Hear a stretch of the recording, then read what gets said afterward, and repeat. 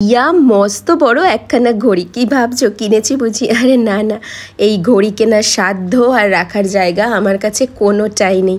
Hello সবাইকে, আমার একটি ছোট্ট ব্লগে তোমাদের জানাই সকলকে স্বাগত। সেদিন বিকেলে বেরিয়ে পড়েছিলাম আমরা, প্রতিবারের মতোই মেয়েকে ঠাকুমার কাছে রেখে বেরোচ্ছি। আর এই দেখো পাড়ার মোড়ে এক কাকিমা দেখি অসাধারণভাবে প্রদীপ আঁকছে। আসলে প্রতিভা যেন ছড়িয়ে পড়ছে পাড়ার মোড়ে মোড়ে, শুধু আমরা কদর করতে জানি না, বুঝেছো? কোথায় গেছি যারা বুঝেছো তারা তো বুঝেই গেছো, যারা বোঝোনি তাদের জন্য বলে দিই, গেছি রাধাবাজার ঘড়ির মার্কেট। অসাধারণ সব ঘড়ি, মানে যারা যাওনি একবার যাও প্লিজ। মনে হচ্ছে ঘড়ির এক আলাদা জগতে চলে এসেছি। মামা বাড়িতে গৃহপ্রবেশ, দেবো একখানা ঘড়ি। এই ঘড়িটা কিনেছি, কেমন হয়েছে একটু জানিও তো কমেন্টে। ঘড়ি কিনে অবস্থা দেখো কোথায় বসে আছি। যাই হোক, গেছি হাতিবাগানে। মেয়ের বাবার জন্য একটা পাঞ্জাবি কিনতে হবে, কেন কি মেয়ের বাবা পড়বে মেয়ের অন্নপ্রাশনে। আমাদের সবার হয়ে গেছে, ওর হয়নি।